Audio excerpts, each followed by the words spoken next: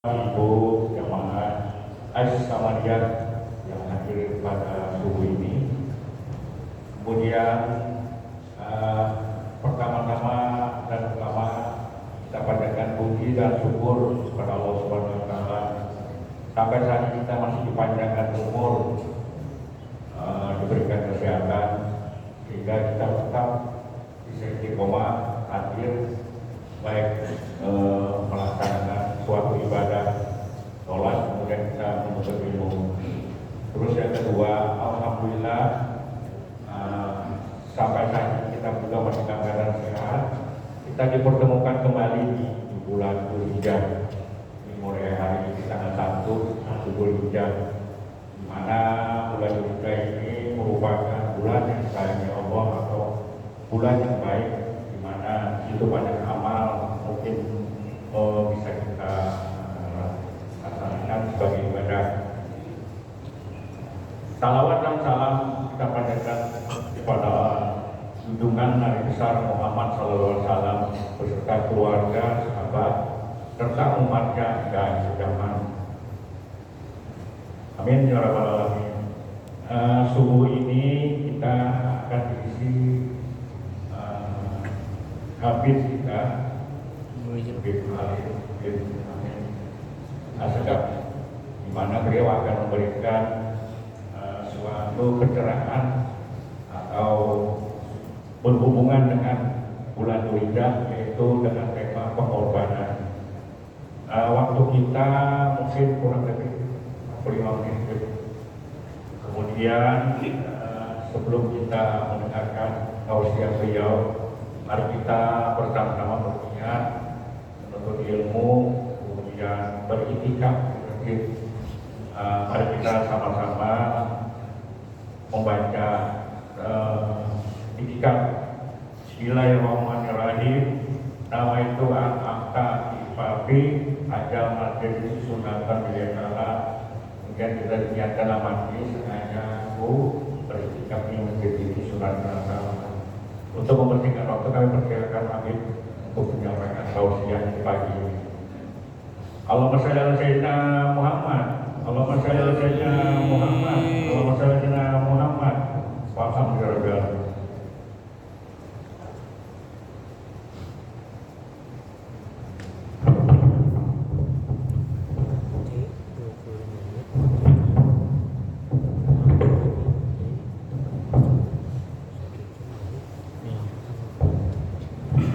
Assalamualaikum warahmatullahi wabarakatuh.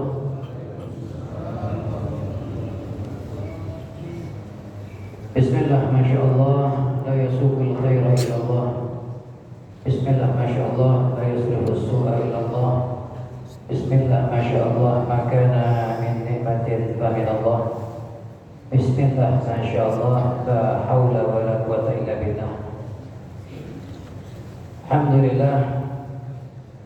Alhamdulillah rabbil alamin, wa bihi nasta'inu ala umuri dunya wa din. Salatu wassalamu ala asyrafil anbiya wal mursalin, sayyidina wa habibina wa qurrati a'yunina wa maulana Muhammadin al-fatih lima ughliqa wal khatimi lima sabaqa, nasiril haqqi bil haqq wal hadi ila siratikal mustaqim, wa ala alihi wa sahbihi haqqa qadrihi wa miqdarihi al-'azim. Qalu subhanaka la ilma lana illa ma 'allamtana innaka antal alimul hakim. Rabbi shrah li sadri wa yassir li amri wa hlul 'uqdatam min lisani yafqahu qawli. Saddid lisani wa hdi qalbi bi haqqi sayyidina Muhammadin sallallahu alaihi wasallam. Qala Allah ta'ala fi kitabihil karim, a'udzu billahi minasy syaithanir rajim. Bismillahirrahmanirrahim. Inna a'tainakal kautsar fasalli li rabbika wanhar inna syani'aka huwal abtar. Qala an-nabiy sallallahu alaihi wasallam, qaddimu dhahayakum fa innaha 'ala as-sirati matayakum. Sadaqallah wa sadaqa rasulun nabiyul karim, wa nahnu 'ala dzalika minasy syakirin. Walhamdulillahi rabbil alamin. Hadirin Bapak Ibu yang dirahmati Allah Subhanahu wa taala. Syukur alhamdulillah di pagi hari ini kan kita masih ditakdir sama Allah untuk bisa melaksanakan sholat subuh berjamaah. Dengan harapan mudah-mudahan insyaallah sholat kita, ibadah kita diterima oleh Allah Subhanahu wa taala. Dosa kita dihapus oleh Allah Subhanahu wa taala. Allah turunkan rahmat kepada kita. Allah berikan ampunannya kepada kita.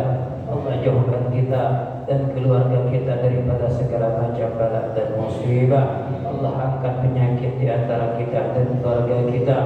Allah jauhkan kita semuanya daripada penyakit-penyakit yang berbahaya zahir maupun batin. Allah jadikan anak-anak kita selamat dunia akhirat. Allah jaga iman anak-anak kita dunia akhirat. Allah selamatkan mereka. Allah jadikan anak-anak kita anak-anak yang soleh dan solehah, yang taat kepada Allah, taat kepada Rasulullah, bakti kepada orang tua, manfaat dunia sampai akhirat. Amin ya rabbal alamin.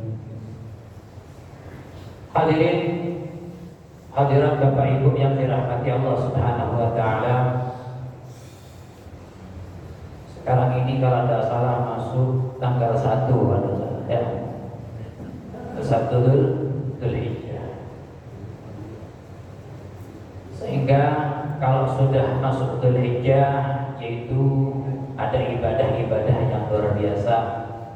Di antaranya haji, kemudian juga ada perintah salat Idul Adha dan juga amalan yaitu daripada menyembelih binatang kurban.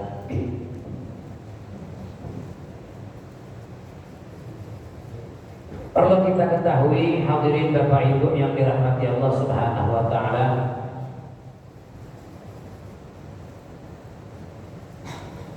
Allah Subhanahu wa taala berfirman dalam Al-Qur'an, "Inna a'tainakal kautsar. Fasholli li rabbika wanhar. Inna syani'aka huwal abtar." Ayat pertama dengan ayat ketiga saya tidak akan bahas karena panjang nantinya pembahasannya. Kita bahas ayat yang kedua, yaitu fasholli li rabbika wanhar. Salatlah kamu li rabbik ainillah, karena Allah, karena Tuhan kamu. Wanhar, dan berkurbanlah. Fasholli di sini kalimatnya umum. Salatlah kamu, sehingga timbul tanda tanya, salat apa yang diperintah sama Allah? Salatlah kamu, fasholli, salatlah. Tapi enggak jelas salat apa. Apa salat malam? Apa salat witir? Apa salat duha? Apa salat 5 waktu? Atau salat Idul Adha? Atau salat yang lain? Karena bersifat umum, disinilah ulama ahli tafsir berbeda pendapat. Ada yang mengatakan fasholli, salatlah kamu, maksudnya ay sholli salata Idul Adha. Perintah ini adalah tentang salat Idul Adha. Kenapa? Karena diakhiri dengan kalimat wanhar, dan berkurbanlah. Sehingga berarti ada kalimat berkurban, tidak ada ibadah salat yang berhubungan dengan ibadah kurban melainkan salat Idul Adha. Sehingga ahli tafsir mengatakan fasholli ay sholli salat Idul Adha wanhar, dan berkurbanlah. Yang mengatakan seperti itu. Sehingga yang berpendapat juga masalah wanhar ini adalah berkurban, di antaranya Al-Imam Abu Hanifah, ya, madhab Hanafi, Nu'man bin Thabit. Abu Hanifah berpendapat bahwa wanhar di sini adalah memang perintah berkurban. Dan sedangkan ini kalimatnya adalah menggunakan fi'il amr, yaitu Dan dalam ilmu usul al-amru tadullu 'alal wujub. Di mana ada perintah pasti menjadi wajib. Kecuali ada korena, ada tanda-tanda yang mengarahkan perintah tersebut menjadi hukum sunnah atau menjadi hukum mubah. Itu urusan ulama ilmu usul nantinya. Karena banyak perintah di Al-Quran tidak semuanya wajib. Ada yang jadi wajib, ada yang jadi sunnah, bahkan ada yang jadi mubah saja. Itu tugasnya ulama ahli usul. Tapi hukum dasar, jika ada perintah maka wajib. Ini perintah, wanhar, berkurbanlah. Sehingga mazhab al-Imam Abu Hanifah berpendapat berkurban hukumnya wajib atas dasar perintah Allah dalam Al-Quran. Siapa lagi yang berpendapat kurban hukumnya wajib? Yaitu ba'dul Malikiyah. Sebagian ulama dari kalangan madhab Maliki itu berpendapat bahwa kurban hukumnya wajib. Tapi yang jelas Abu Hanifah mengatakan wajib. Yang mengatakan sunnah itu Imam Asy-Syafi'i dengan Imam Ahmad bin Hanbal, madhab Hanbali. Itu Imam Syafi'i dengan Imam Ahmad bin Hanbal. Sekarang apa dasar? Apakah cukup dengan ini? Al-Imam Abu Hanifah berpendapat kurban hukumnya wajib enggak? Karena beliau juga banyak memaparkan dalil-dalil kenapa bahwa kurban hukumnya wajib. Di antaranya tidak ada satu riwayat pun yang mengatakan Nabi pernah meninggalkan kurban. Bawakan hadisnya, bawakan riwayatnya, satu saja riwayat. Apakah ada riwayat yang mengatakan Nabi pernah meninggalkan kurban? Tidak ada, hadirin. Satu riwayat pun tidak ada yang menyatakan Nabi pernah meninggalkan kurban. Artinya Nabi setiap tahun berkurban, tidak pernah meninggalkan kurban. Maka semakin yakin Abu Hanifah kurban hukumnya wajib. Kenapa nggak pernah ditinggal sama Nabi? Apakah cukup sampai di situ? Tidak. Karena juga ada hadis Nabi Muhammad SAW yang mana ini hadis menjadi khilaf di kalangan para ulama ahli hadis. Ada yang mengatakan ini hadis marfu, ada yang mengatakan ini hadis mauquf. Kalau hadis marfu berarti sampai ke Nabi, memang riwayat dari Nabi. Tapi kalau hadis mauquf, ini hadisnya nggak sampai ke Nabi, perawinya ada, cuma berhenti di sahabat. Itu hadis mauquf. Tapi madhab Hanafi, ulama daripada kalangan Abu Hanifah meyakini bahwa ini hadis adalah hadis marfu, berarti dari Nabi Muhammad sallallahu alaihi wasallam. Apa hadisnya? Ujar Nabi, man wajada sa'ah wa lam yudhi fala yaqrubanna musallana.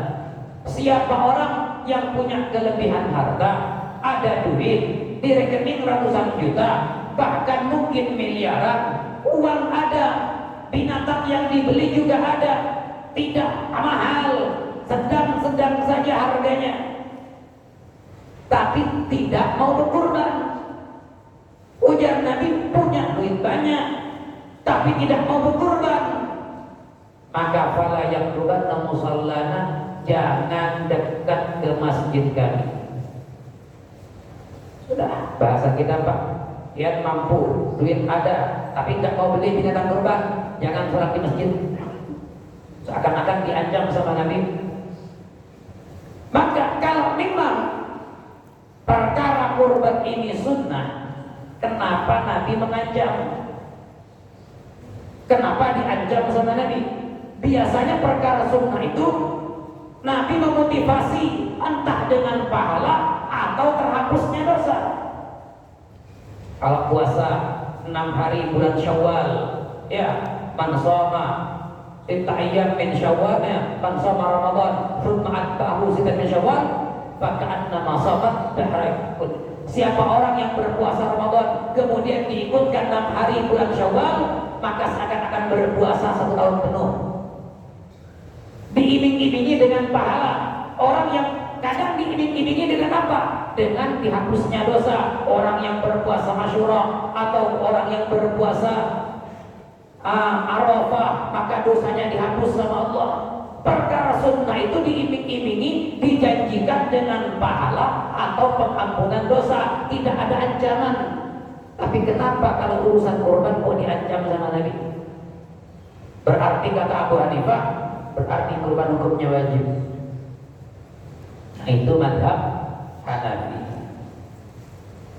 Sedangkan yang menyatakan sunnah yaitu Al-Imam Asy-Syafi'i dengan Al-Imam Ahmad bin Hanbal, menyatakan hukumnya sunnatun muakkadah, sunnah yang ditekankan, sunnah yang sangat dianjurkan untuk dikerjakan. Apakah ada dalil Al-Imam Asy-Syafi'i mengatakan sunnah? Apakah dalil tadi itu fasalli li rabbika wanhar tidak cukup? Apakah itu wajib? Maka kita dari ulama kalangan Asy-Syafi'i berpendapat bahwasanya Al-Imam Asy-Syafi'i beliau berpendapat sunnah juga mengambil dalil dari kalimat tadi itu fasalli li rabbika wanhar. Ternyata hadirin, kalau kita buka tafsir, ya, kalau Anda buka tafsir, coba buka Anda tafsir tentang fasalli li rabbika wanhar, ayat kedua dalam surat Al-Kautsar. Ternyata ulama ahli tafsir, para ulama tidak sepakat kalau wanhar itu cuma diartikan berkurban. Nggak sepakat ulama. Sama dengan kalimat Al-Kautsar. Al-Kautsar itu Pak, ulama nggak sepakat kalau cuma diartikan telaga Kautsar, tapi di terjemahan artinya telaga. Tapi kalau dia buka tafsir, ulama nggak sepakat kalau Al-Kautsar diartikan telaga. Ada yang mengatakan Al-Kautsar itu Al-Quran, ada yang mengatakan Al-Khairul Katsir, macam-macam. Memang ada juga tafsir yang mengatakan Al-Kautsar ay Al-Haud Al-Musamma bil Kautsar. Memang ada. Tapi intinya ulama tidak sepakat kalau diartikan cuma itu. Sama dengan kalimat wanhar, berkurbanlah, itu di terjemahan. Tapi kalau kita buka tafsir, ulama tidak sepakat kalau wanhar cuma diartikan berkurban. Di antaranya ada yang mengatakan bahwa fasalli ay salli salatal khamis, salatlah 5 waktu, bukan Idul Adha. Salatlah kamu yang wajib 5 waktu. Wanhar, letakkan tanganmu di atas dada. Salatnya begini. Jadi ada yang mengartikan wanhar itu meletakkan tangan di atas dada. Salat letakkan tangan, kalau takbir tangan di dada. Jadi kalau ada orang pian lihat ada orang salat Pak, Allahu Akbar begini, jangan diingkari. Kenapa? Karena sebagian ahli tafsir itu mengatakan kayak itu. Ya, Allahu Akbar. Ada kan? Ya, kalau kita kan Syafi'i gini. Ya, di bawah pusra, di bawah dada. Nah, Syafi'i itu pun masih hilaf di kalangan ulama apakah piring sebelah atau tidak. Itu sudah kita bahas. Ya, itu kita bahas. Tapi ada yang begini sholatnya. Wah, kata orang dan 3 sesat ya. Ya, sholatnya begini ya, sesat. Kita ngomong sesat karena kita nggak paham. Kenapa? Karena ulama juga fasalli, sholatlah 5 waktu, wanhar itu letakkan tangan kamu di atas dada. Ada juga yang mengartikan wanhar itu ay tawajjah li jihadil qiblah binahri, yaitu sholatlah kamu 5 waktu, wanhar hadapkan dadamu ke kiblat. Makanya Pak, yang menghadap kiblat itu harus dada, bukan wajah. Kalau pian sholat itu dada harus menghadap kiblat. Kalau dadanya tidak menghadap kiblat maka nggak sah sholatnya. Kalau yang muka menghadap tidak menghakimkan masalah. Sholat misalnya, biar lihat jam, nggak batal sholatnya. Tapi kalau dada yang miring dari kiblat maka batal. Nah, jadi ada ulama mengartikan wanhar itu adalah dada menghadap kiblat. Berarti Pak, ternyata ahli tafsir tidak sepakat bahwa wanhar cuma diartikan berkurban. Karena ulama tidak sepakat bahwa wanhar diartikan berkurban, berarti tidak boleh dijadikan hukum untuk kewajiban kurban. Banda, ya, karena tidak sepakat maka tidak bisa jadi landasan untuk masalah bahwa kurban hukumnya wajib, nggak bisa. Sehingga Syafi'i mengatakan kurban hukumnya sunnah. Kenapa ini dan ini perintah? Ulama nggak sepakat kalau itu berkurban. Beda kalau memang sepakat wanhar berkurban, bisa kita katakan wajib. Tapi ulama nggak sepakat, maka kita katakan kurban hukumnya sunnah. Apakah cukup dengan itu dalil? Tidak. Dan Imam Syafi'i juga mengambil dalil dengan hadis Nabi Muhammad mengatakan, "Idza dakhalatil asyhur wa arada ahadukum ayyudhiya fala yamassa min syahri wa dhufrihi syai'an." Jika masuk 10 pertama Dzulhijjah, sekarang masuk sudah ini 1 Dzulhijjah, 10 pertama Dzulhijjah sudah masuk. Dan kata Nabi, "Wa arada ahadukum ayyudhiya," salah satu di antara kita ingin berkurban. Berarti Pak, lihat bahasa Nabi. Nabi menggunakan kalimat wa arada ahadukum. Salah satu di antara kalian ingin berkurban. Maka kata ulama, ada orang yang ingin berkurban, ada yang tidak ingin. Pahamlah? Dan yang ingin berkurban, maka fala yamassa, maka jangan sampai potong rambut, potong kuku, atau memotong bulu yang ada di badan, jangan dipotong. Imam Syafi'i mengatakan kalau orang yang mau berkurban itu potong kuku, potong rambut hukumnya makruh. Tapi pendapat Imam Ahmad bin Hanbal mengatakan hukumnya haram. Orang mau berkurban, impian saya sudah beli sapi mau berkurban, maka mulai sekarang jangan potong kuku, jangan potong rambut, jangan potong bulu yang ada di anggota badan. Hukumnya makruh menurut pendapat Syafi'i. Maka dari kalimat itu wa arada ahadukum, Al-Imam Asy-Syafi'i mengatakan hukumnya sunnah, tidak wajib. Kurban tidak wajib, hukumnya sunnah. Diriwayatkan lagi dalam kitab Ahkamul Udhiyah, riwayat Abu Hurairah. Kemudian ini diriwayatkan oleh Imam Al-Baihaqi dengan sanad hasan. Sayyidina Abu Bakar dengan Sayyidina Umar pernah ditanya. Abu Bakar ini siapa Anda tahu kan? Mertua Nabi. Umar siapa? Mertua Nabi. Sahabat plus mertua. Abu Bakar dengan Umar pernah ditanya. Suatu saat Sayyidina Abu Bakar dengan Sayyidina Umar tidak berkurban. Hari raya kurban, Umar, Abu Bakar tidak berkurban. Para sahabat bingung, kenapa Abu Bakar tidak berkurban, Umar tidak berkurban? Padahal ini sahabat, dua sahabat ini adalah sahabat yang paling ingin mengikuti Nabi Muhammad. Ditanya Abu Bakar, Umar, kenapa kalian tidak berkurban? Tidak punya duit kah? Kata Abu Bakar, Umar, oh bukan, saya punya duit ada. Uang ada, binatang ada, cuma memang sengaja. Saya sengaja tahun ini tidak berkurban. Ditanya kenapa alasannya sengaja tidak berkurban, padahal sunnah, pasti dapat pahala. Kata beliau, makhafata ayyaran nasu dzalika wajibah, karena khawatir umat ini manusia menganggap kurban hukumnya wajib. Kalau saya berkurban tiap tahun, maka nanti orang akan menyangka kurban hukumnya wajib. Maka sengaja saya tidak berkurban tahun ini supaya mereka tidak menyangka bahwa kurban wajib. Maka Imam Syafi'i semakin yakin bahwa kurban hukumnya sunnah dari dalil. Tapi dalil kita bukan untuk menyerang Abu Hanifah. Kenapa? Masing-masing punya dalil, masing-masing ada ijtihad, masing-masing ada argumen dan sesuai dengan ilmunya, tidak bisa kita salahkan, ya.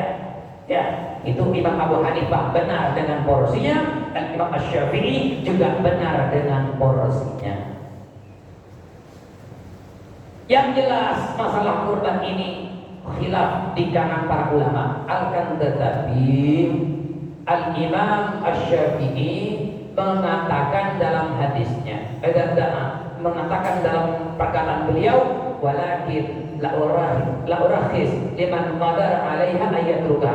Kata beliau, walaupun saya berpendapat sunnah, tapi saya tidak memberikan keringanan, saya tidak menerima alasan bagi yang mampu berkurban tapi dia meninggalkan kurban. Saya tidak terima alasannya. Sugihnya, uang banyak, mobil ada, rumah ada, tapi tidak mampu berkurban. Kata beliau, saya tidak terima alasan. Kalau mampu berkurban, itu bahasa beliau ya. Lagi dalam hadis memang Pak, dalam Imam Asy-Syafi'i mengatakan sunnah itu juga berdalil dalam hadis Nabi dikatakan kutiba alayya nahru wa huwa sunnatul lakum. Berkurban itu diwajibkan untukku tapi sunnah bagi kalian. Artinya kurban ini ujar Nabi wajib bagi Nabi, sunnah bagi umatnya. Dalam riwayat ini laisa biwajibin alaikum, tidak diwajibkan kepada kalian. Artinya diwajibkan sama Nabi tapi nggak wajib bagi umatnya. Imam Syafi'i mengatakan sunnah, tapi beliau walaupun berpendapat sunnah tetap menganjurkan kalau mampu jangan meninggalkan kurban. Saya paham? Allahumma shalli ala Muhammad. Sekarang kurban bagi yang mampu berkurban. Ya, coba lihat. Ya, binatang yang dikurbankan itu ada syarat-syaratnya juga. Ya, tidak boleh yang cacat. Ya, jangan cari ya, tidak boleh itu kalau binatang kurban itu kalau buta, sakit, tidak boleh sakit yang berpengaruh kepada dagingnya, yang nampak sakitnya, tidak boleh pincang, tidak boleh terlalu kurus atau gila dan lain sebagainya. Carilah binatang kurban yang seger, yang bagus, yang sehat. Kenapa? Untuk Allah Subhanahu wa ta'ala. Kalau yang mampu jangan meninggalkan kurban. Berapa sih Pak? Kurban itu Pak, kambing kemarin saya beli kambing Pak 3,5 juta. 3,5 juta. Saya nggak bicara yang tidak mampu, ini yang uang yang mampu, yang uangnya banyak, yang ratusan juta. Cuma 3,5 juta. Ada mobil Innova mampu beli, ya. Sepeda motor 30 juta, ya. Masa beli kambing 3,5 juta nggak mampu? Bayar pajak tiap tahun 5 juta, 6 juta mampu, kok beli kambing nggak mampu? Nah, ini yang dikecewakan oleh para ulama ya. Beli urusan dunia mampu, untuk ini mampu, giliran berkorban tidak mampu. Giliran berkorban, pas hari korban ikut rebutan pilih daging, ikut rebutan ngambil daging. Nah, ini yang bikin malu kita ya. Sudah punya mobil, punya rumah, ada berkorban, ketika hari raya ada rebutan daging, kan malu-maluin ya. Sudah sugih rebutan daging, padahal tujuan kurban irfaqul masakin, yaitu kita rahmat dan cinta kepada orang miskin. Memang disyariatkannya kurban itu adalah karena rahmatnya kepada orang miskin, supaya orang miskin bisa makan daging. Yang sugih-sugih mengalahlah dulu.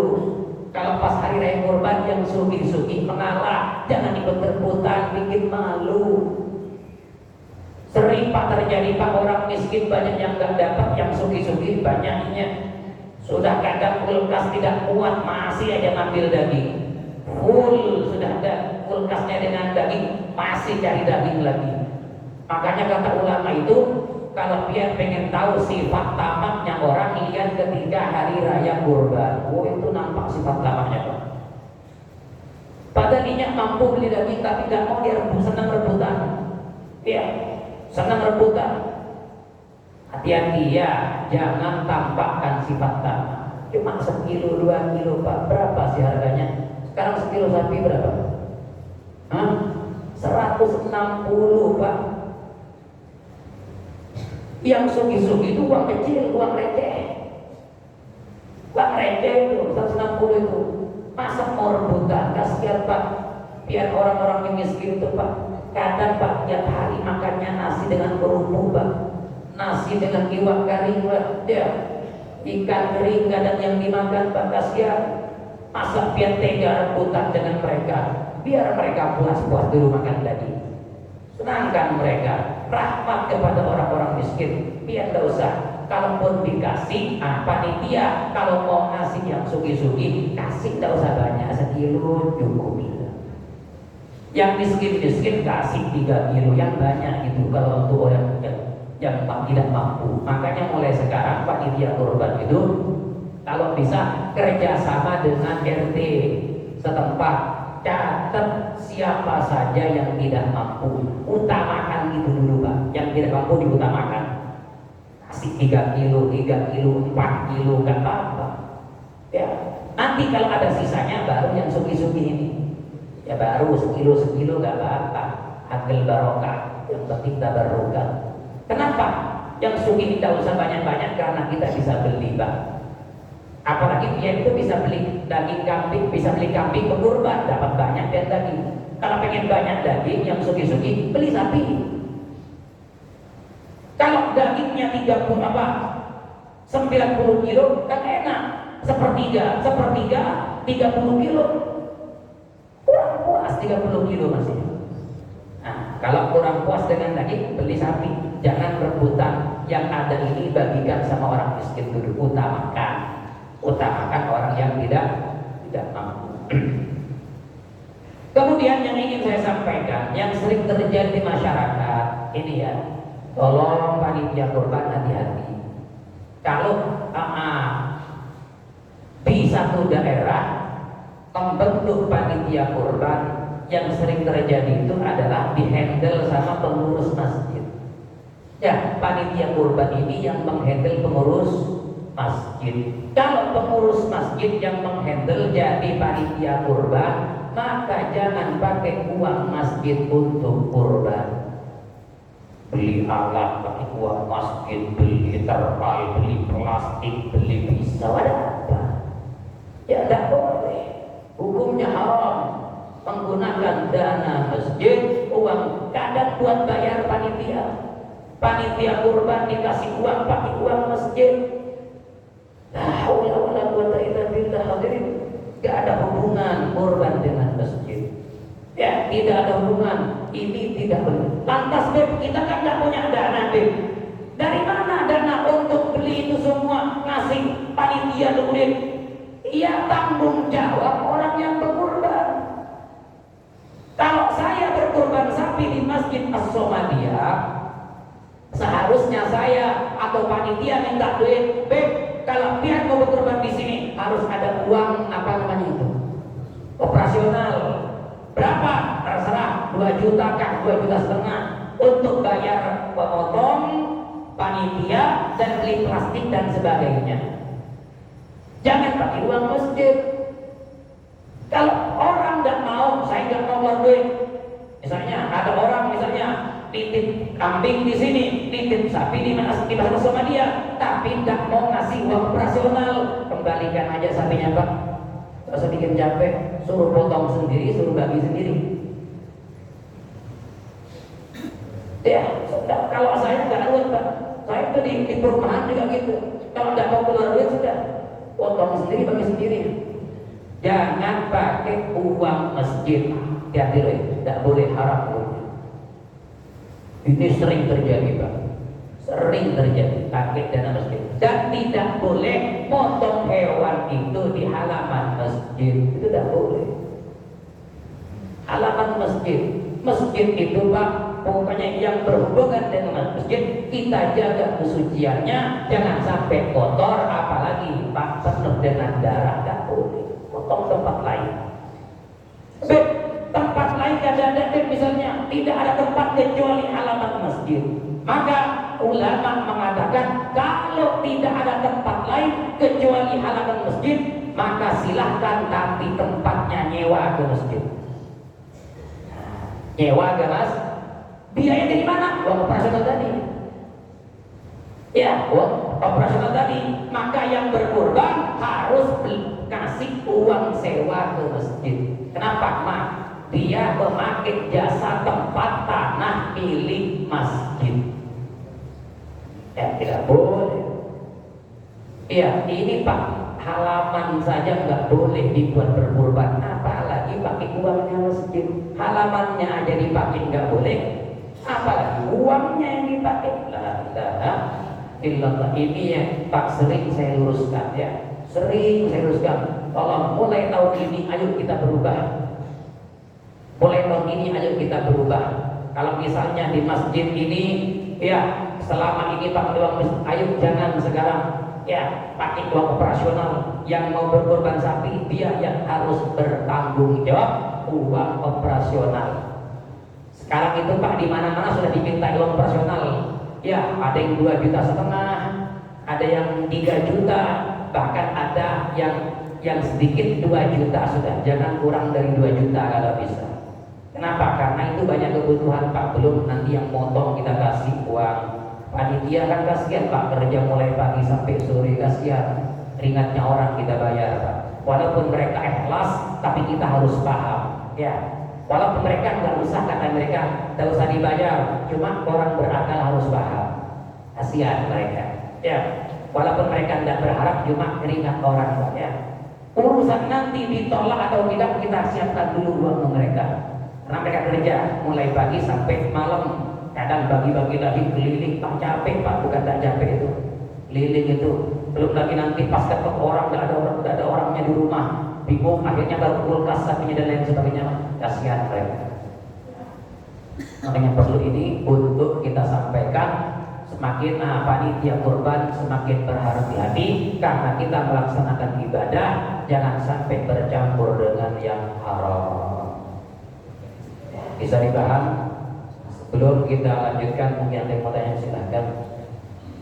Kami persilakan para jamaah bila ada hal yang ditanyakan atau kurang jelas berkaitan penjelasan hadis ini. Kami persilakan. Assalamualaikum warahmatullahi wabarakatuh. Mohon izin mengenai masalah korban ini di kampung saya itu kayak model sudah turun temurun cara pembagian hewan korban tadi. Jadi sebelum dibagi itu pihak panitia mengambil kebijaksanaan untuk mengambil sebagian dagingnya dimasak dan dimakan bersama-sama panitia tersebut atau yang bekerja tersebut. Bagaimana hukum sebenarnya boleh tahu? Terima kasih. Panitia tidak ada hak untuk mengambil daging, apalagi dimakan untuk sesama panitia. Tidak ada hak. Panitia cuma wakil. Ya. Coba repotnya, maaf ya, panitia sekarang itu kalau sudah jadi panitia kurban seakan-akan mereka yang punya sapi. Dia yang paling berhak. Jangan. Haram hukumnya mengambil daging belum dibagi untuk dimasak antar panitia, hukumnya haram, nggak boleh. Misalnya panitia kita ini panitia kurban, saya Haji Juan jadi panitia kurban. Kemudian ketika habis potong-potong daging, saya bilang, Haji Juan, ambil di situ daging 5 kilo, masa kita makan antar panitia. Maka saya ini melakukan perkara yang haram. Apa itu belum dibagi, panitia nggak ada hak di situ untuk apa mengambil, kecuali kalau yang punya sapi mengatakan nanti di sapi kurban saya buat Habib Khalid 5 kilo misalnya. Milih saya 5 kilo kan, dikasih sama yang berkurban, maka dia sembelih itu hak saya 5 kilo, ambil di situ. Masa gak apa-apa? Kenapa? Saya dikasih sama yang berkurban. Makanya harus berakad dulu. Yang berkurban itu kayak apa nantinya? Dagingnya dibaginya gimana? Caranya membagi itu harus tanya kepada yang berkurban. Contoh, saya berkurban, saya masyarakat ini sapi Haji Juan, sapi saya. Tanya Haji Juan, harus tanya, Beb, kayak apa pembagiannya? Saya bilang, sudah, saya misalnya nanti kalau dagingnya 100 kilo, saya 20 kilo aja, sisanya bagi aja. Maka hak saya 20 kilo jangan diganggu, itu hak saya. Sisanya gimana? Terserah, biar bagi aja sama orang miskin. Dan panitia kayak apa? Untuk panitia silakan ambil 10 kilo atau 20 kilo, enggak apa-apa di situ. Makanya harus ada kejelasan dari orang yang berkurban, harus ada. Kenapa? Omongan ini berpengaruh bahaya. Penentu haram atau tidak tergantung ucapan.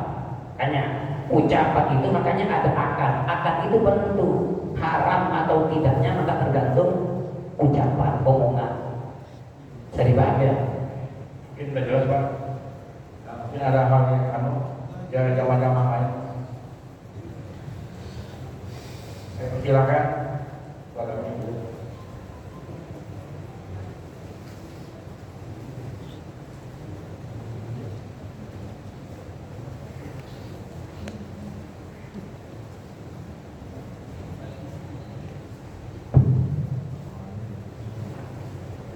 Assalamualaikum warahmatullahi wabarakatuh. Waalaikumsalam warahmatullahi wabarakatuh. Habib saya mau bertanya, apabila kita berkorban, ternyata korban kita itu lagi hamil.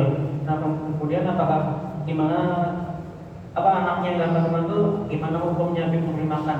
Apakah halal atau haram? Karena kan tidak melalui proses disembelih.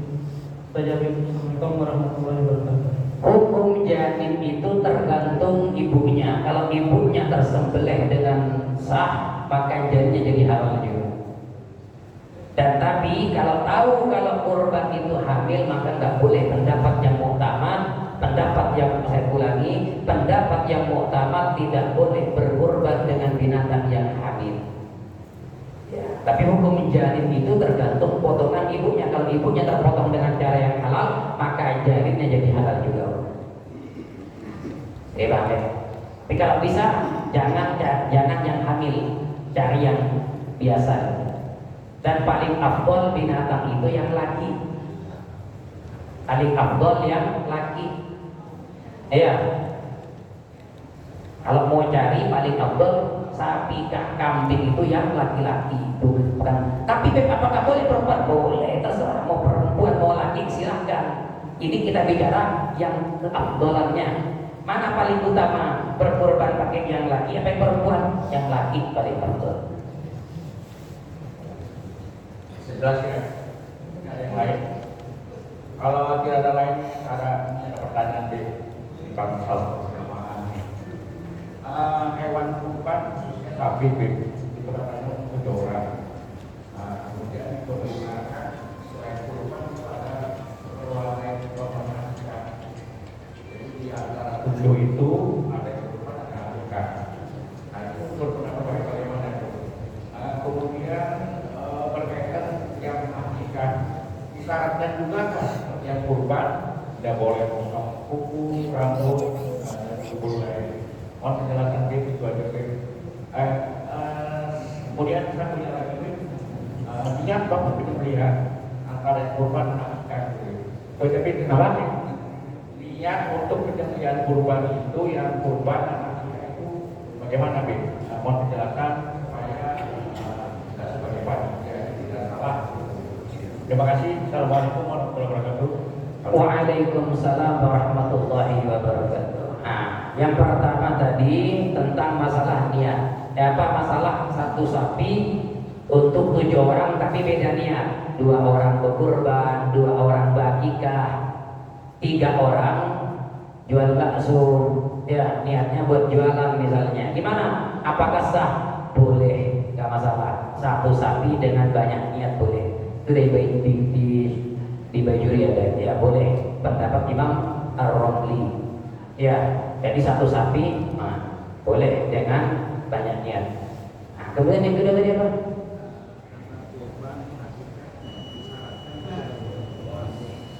Yang jelas kalau yang niat berkurban, yang tadi berkurban itu kan niatnya diwakilkan sama hayangan ya.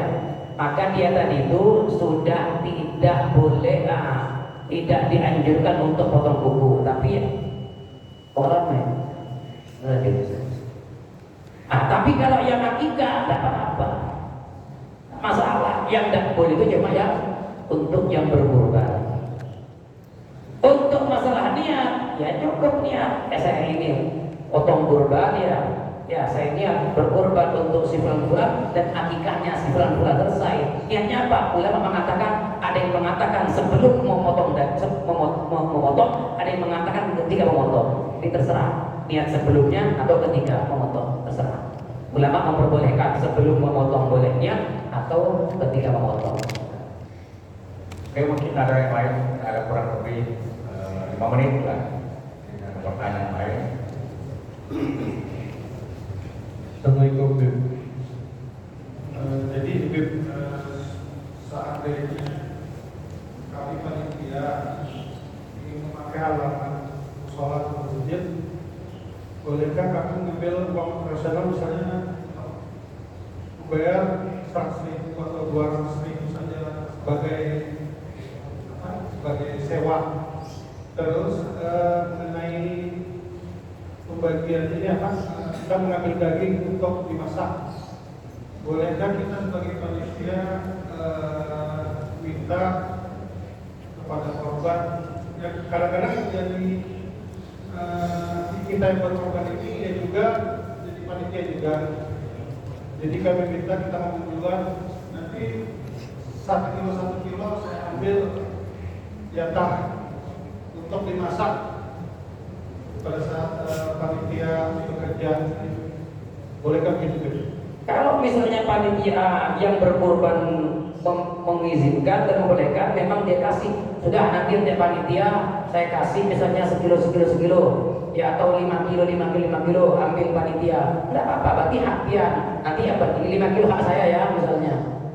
Nanti dimasak, masak untuk makan bersama nggak masalah. Atau kasih 6 kilo semua nanti misalnya. Nanti ayo sumbangan sekilo untuk dimasak antar panitia, kayak gitu. Tapi kalau belum ngomong langsung asal ngambil dia nggak boleh. Kemudian yang masalah tadi nyewa ke masjid itu bukan panitia yang menentukan, tapi ujratul mithil, yaitu umumnya berapa kalau nyewa tempat itu untuk kurban. Kita bicara harga umum, bukan asal-asalan ngasih misalnya aja 50.000 aja, tidak bisa. Tetap harus ujratul mithil. Berapa bahasanya itu? Harga umum lah. Kira-kira kalau nyewa tempat itu misalnya berapa? Misalnya 300.000 ya 300. Tak boleh kurang. Lebih dari bagus gitu. Mungkin ada yang lain? Kalau saya satu, saya beri pertanyaan dari kedua. Tadi kami menjelaskan syarat-syarat untuk kurban atau misalnya masalah lama, penggunaan dan lain-lain. Jadi apabila kita menggunakan seperti itu, nilai kurban kita itu bagaimana, Bi? Apakah daging nanti yang di dalam harganya itu jadi haram juga, Bi? Saya terus terang saja, Bi, pernah mendapat di kupon baru ngambil sama komisi. Ternyata operasionalnya sudah kecil. Malah di daerah-daerah situ membagi daging-daging itu. Kalau orang yang dapat bagian daging itu tidak masalah, yang berdosa itu panitia kurban, bukan panitia kurban. Ya panitia masjid tadi itu yang menggunakan dana masjid untuk berkurban, itu yang nggak boleh. Ya, makanya kan kita wajibnya itu Pak, sebelum beribadah kita harus belajar bagaimana tentang ibadah itu. Kita mau sholat, belajar dulu bagaimana tentang masalah sholat, gimana supaya paham. Kurban juga begitu, supaya nggak salah nantinya. Nanti misalnya kalau saya ngambil lagi gimana? Nggak ada masalah kalau dia ngambil daging di situ. Yang salah itu panitia kurban yang menggunakan dana masjid untuk dijadikan. Itu Pak, semua Pak, mulai dari Harapan Baru sampai Lojana itu saya sudah rubah, jangan sampai lagi seperti. Bahkan di masjid besar Masjid Agung Ar-Rasyidin juga pernah kayak itu. Setelah kami sampaikan tahun lalu, akhirnya tidak lagi seperti itu. Artinya tidak lagi menggunakan dana masjid untuk operasional daripada kurban, karena tidak ada hubungan antara masjid dengan kurban, tidak ada hubungan sama sekali. Jadi tidak masalah kalau pihak ngambil lagi, tidak masalah. Ya, tidak masalah. Ada yang lain? Aku lagi pertanyaan. Kalau tidak ada, kita pertanyaan lagi sih. Kita tidak usah jauh-jauh, kita melihat dari tempat kita sendiri, Be. Ini masjid Asamadiyah, sampingnya jalan, Be. Depannya belakangnya jalan. Nah, mungkin menurut saya, Be, masjid kita ini kan dikatakan ning pagar batasan, Be. Ada. Nah, seandainya nanti kami sebelah pagar, tapi di jalan raya yang kita operasionalnya termasuk langgar. Jadi di belakang pagar. Menurut penilaian Habibnya bagaimana? Kita nggak usah jauh-jauh ya.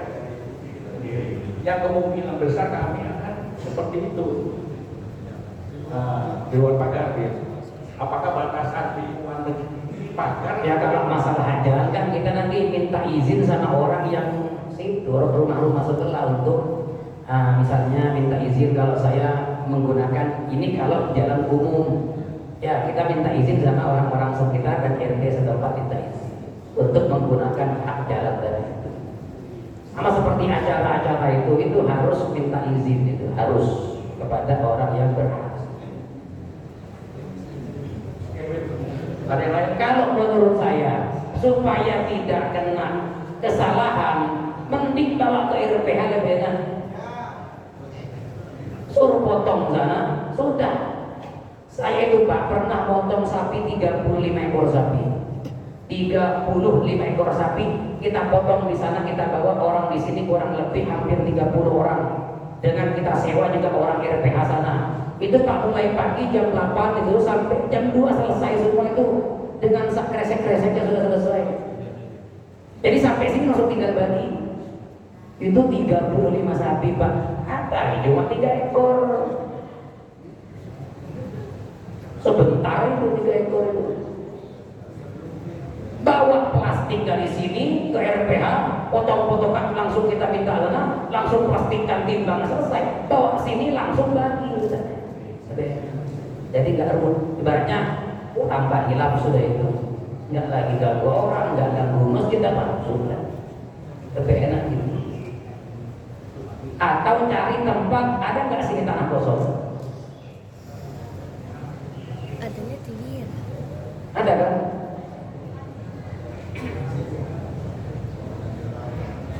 Tanah kosong punya orang mending atau sekapling kan cukup, sekapling nah itu di situ potong datang. Mewah di sini lebih enak. Kalau pian nggak ada tempat Pak, silakan ke tempat saya, luas tempat saya di sana di seberang. Silakan terserah. Saya kasih tempat saja, pian potong habis itu dan kirim pulang ke kelas saya. Cuma pinjam tempat doang silakan.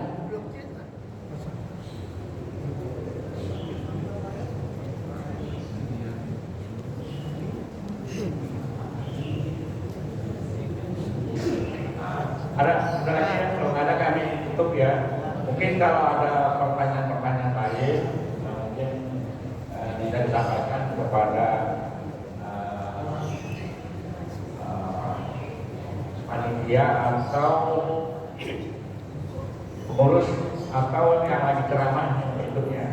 Untuk itu kami silakan ditutup dengan Terakhir ya sebelum penutup, tolong nanti panitia korban musyawarah dulu ya, yang enak gimana ke depannya supaya semakin bagus dan tidak sesuai dengan ajaran ya. Dan juga saran saya utamakan orang tidak mampu ya, utamakan orang tidak mampu, yang suki-suki belakang, haji jua di belakang, orang suki dijual nanti terakhir ya, pas semua yang sudah nggak mampu dapat masih ada sisa nggak apa-apa kasih juga. Yang penting utamakan panitia orang yang tidak mampu dulu ya, utamakan yang tidak mampu karena tujuannya kurban memang untuk menyenangkan orang yang miskin. Itu tujuannya, bukan menyenangkan orang suki, menyenangkan orang miskin. Insyaallah Allah berkah kepada kita semuanya. Amin ya rabbal Alamin. Amin amin. Bismillahirrahmanirrahim. Alhamdulillahirabbil alamin. Allahumma shalli wa sallim ala sayyidina Muhammadin wa ala ali sayyidina Muhammadin wa ala alihi ya rabbil alamin. Ya dalil wajib madina ya rahimal masakin ya arhamar rahimin. Allahumma ij'alna syakirin li ni'matik qabiliha qadrina 'alaiha wa tammaha 'alaina. اللهم احفظ لنا اولادنا وجميع المسلمين من كل ما يجب عقابك ويحرم ثوابك فانه العاصم من امرك الذي رحمته يا ارحم الراحمين. اللهم انا ظلمنا انفسنا واقوالنا واهلنا واولادنا وكل شيء اعطيتنا فكن لنا ولا حفظا يا خير مستودع. ربنا اتنا في الدنيا حسنه وفي الاخره حسنه وقنا عذاب النار. وصلى الله على سيدنا محمد وعلى اله وصحبه وسلم. وقل سبحان ربك رب العزه عما يصفون وسلام على المرسلين والحمد لله رب العالمين. تقبل الله منكم. Inna wa minkum taqabbal ya. demikian dari tahunnya sampai Abi Talib Saya dan Pecah. Kurufin